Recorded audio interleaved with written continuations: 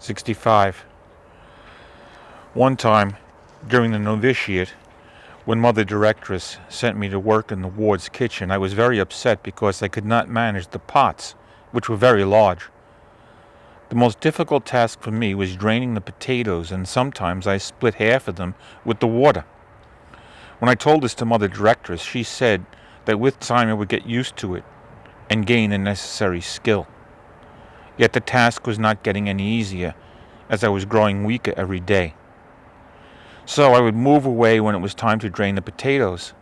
The sisters noticed that I avoided this task and were very much surprised. They did not know that I could not help in spite of all my willingness to do this and not spare myself. At noon, during the examination of conscience, I complained to God about my weakness.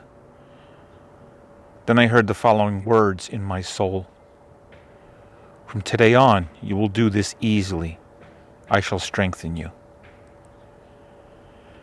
That evening, when the time came to drain off the water from the potatoes, I hurried to be the first to do it, trusting in the Lord's words. I took up the pot with ease and poured off the water perfectly.